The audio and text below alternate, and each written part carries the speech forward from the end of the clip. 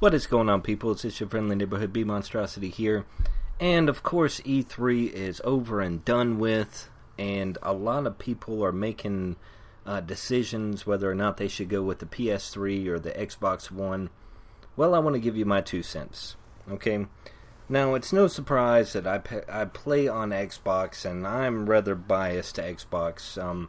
I did own a PS1, I owned a PS2, and ever since the PS2, I saw the Xbox, out at the same time, and I was always jealous of the Xbox. It seemed like they had better content over there.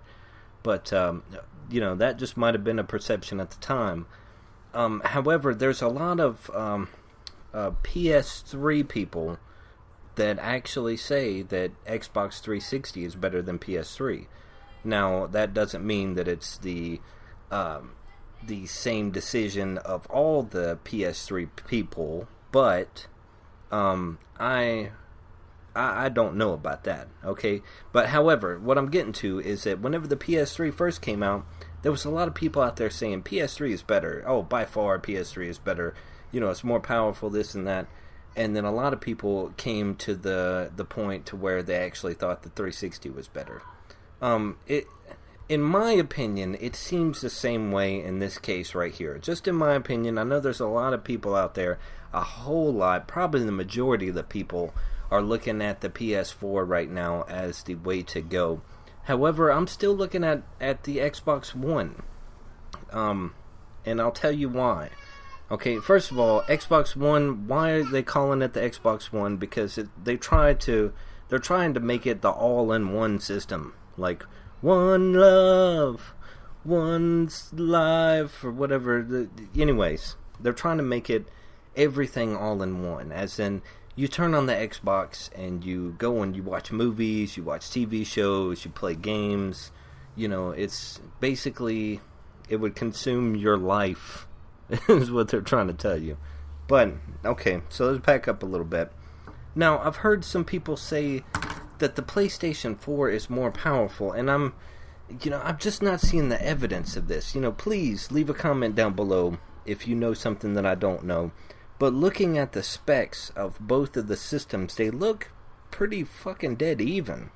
Like, I don't see one system that really jumps out as the more powerful system, if you will. So if you know something that I don't know, please tell me.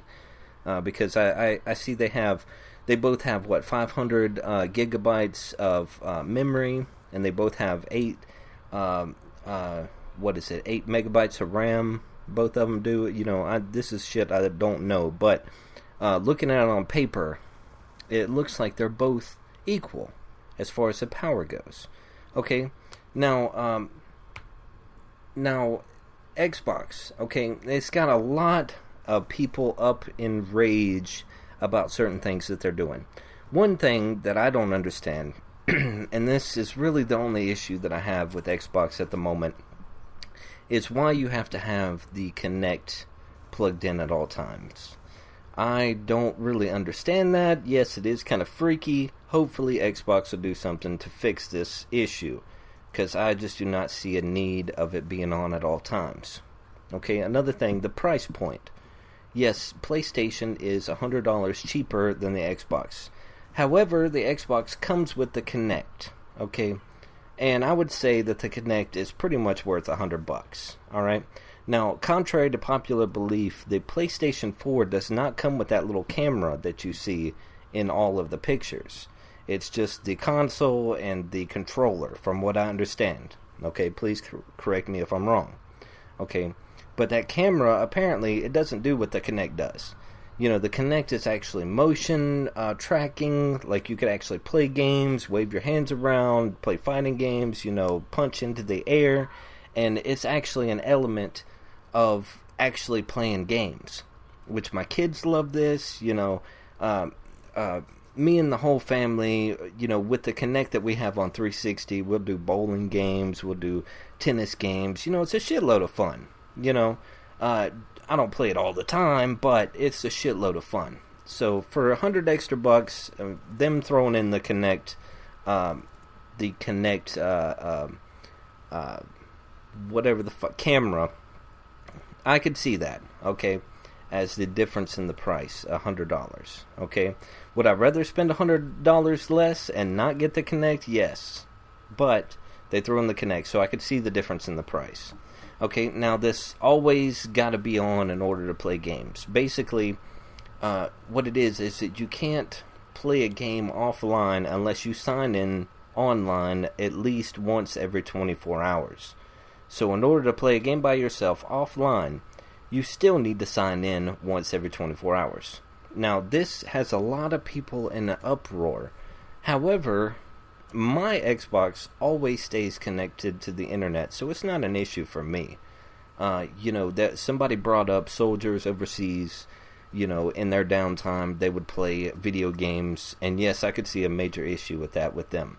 Because, of course, they don't have access to internet where they're at on the bases and whatnot. However, for me, myself, personally, that is not an issue for me whatsoever, because all the games that I play are online anyways. I very rarely play a game that's offline. That's just the style of games that I like to play, okay? So it's not an issue for me whatsoever. Now, another qualm that they had against Xbox is this used game thing, okay? Now let me talk to you about that for a second.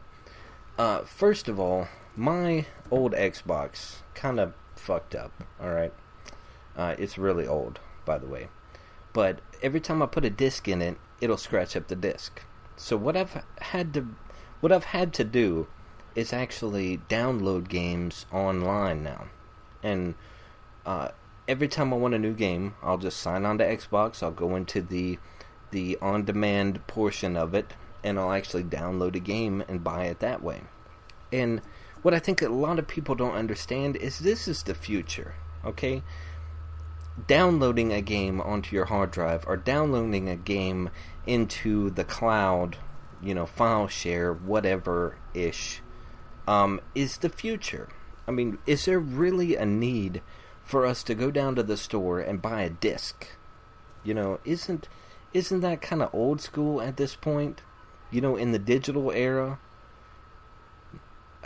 Wouldn't it be a lot better if we could just sign on to our Xbox or our PlayStation and just download the game right onto our console? And it's even like PlayStation does, As you're downloading a game, you can actually play it as it downloads. I'm not sure if Xbox has that, which is a really cool feature by PlayStation. Okay? But think about it this way. If Call of Duty, for example, I know we all love Call of Duty.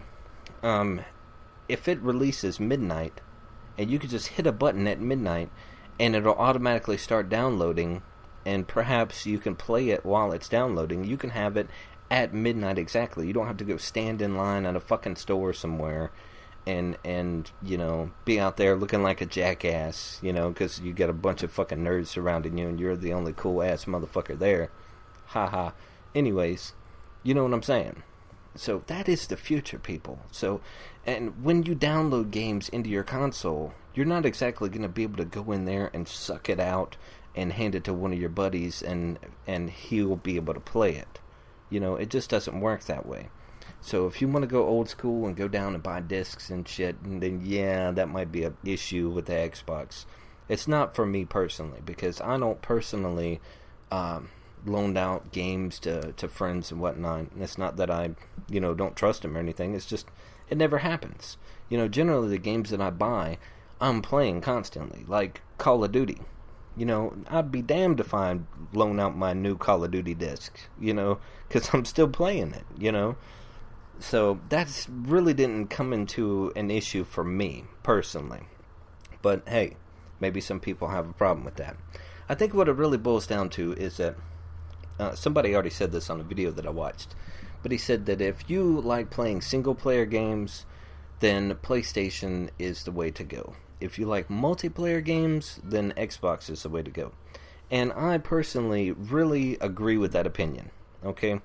Now, whatever I'm sitting here looking at E3 and I'm looking at the games that are for just the PS3 and for just the Xbox exclusively, I was not impressed by the PS4's games at all. They just didn't draw me in. I don't know what it was. It seemed like some of the graphics didn't seem up to par with the Xbox 360, and it just didn't seem like, whenever I saw the trailer for it, or whenever I saw the gameplay of it, it just didn't say, to me personally, hey, I want to play that fucking game. However, when the Xbox One's presentation was going on, just about every single game that they were showing me, I wanted to play that motherfucker. Probably the least of which was that Rise game, which is like you're a Roman soldier, but that still looked cool as fuck. You know, I would still want to play that. You know, I could see that the playability, the replayability of that would probably be pretty low. However, that still looked like a fucking cool game. I still would want to play it. You know? And especially this Titanfall game, which is made by the original people that created Call of Duty. Okay? So, being that I'm obviously a Call of Duty fanboy, I definitely want to see what the hell they're doing, because that's back in the day when Call of Duty was on the tip-top peak performance and just a game of beauty at that point. And then, you know, we've had a lot of issues with it since then. But, you know, I'm very anxious to see what they've come up with. And these whole mech soldiers, motherfuckers walking around, I mean, that just seems like a cool premise for a game. So I'm obviously on the Xbox One side.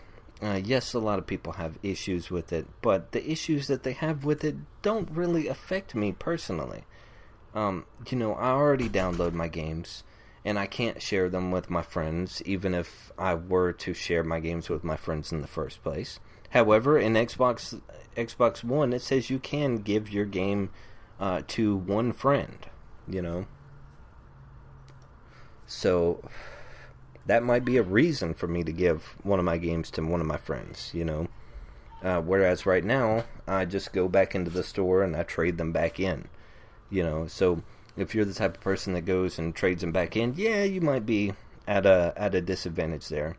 However, it being that I'm downloading my games and just buying off my console now, you know, I generally get them for a little bit cheaper than a store does anyways, like GameStop, because they have to pay their employees and whatnot, you know.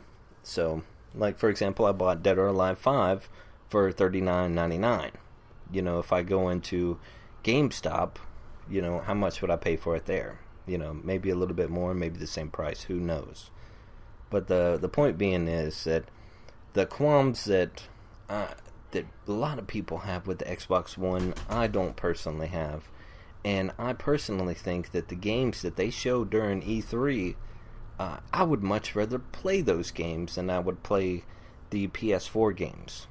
But, you know, it's like that one dude said, I can't remember his name. I was watching a video about discussions between the Xbox and the PS. And he was saying, if you're a single player type of person, then the PlayStation is probably for you. If you're a multiplayer type of guy, the Xbox 360 is probably, or not 360, but the Xbox One is probably for you. And I tend to agree with him, because, you know, the PlayStation 4 is now going to where you have to pay for internet service, and the people that I've talked to that have the PlayStation and have the Xbox 360 say that the Xbox 360 servers are a little bit better. You know, that could just be their opinion. However, if that is true, if the Xbox servers are already better, I think that they'll only get even more better over time, whereas the PlayStation has to start kinda, sorta from the ground level and build up from there. But who knows? You know, they could overtake the Xbox servers. I don't know. I really don't know. But basically what I'm saying is that I really like what I'm seeing as far as games from the Xbox 360. And I think that's probably the way I'm going to go. I wish they would change this thing with the Kinect to where it's always on. That's the only really issue that I have as far as the Xbox One goes. So hopefully they'll change that in time. But please let me know down below what your thoughts are. You know, what you thought of the press conferences and whatnot. And excuse me. And let me know how you're leaning. You know, because for me personally, the games that came out of the Xbox One press conference, I would much rather play than the PS4. So just let me know down below, and I'll catch you dudes and motherfuckers next time. Peace the motherfuck out.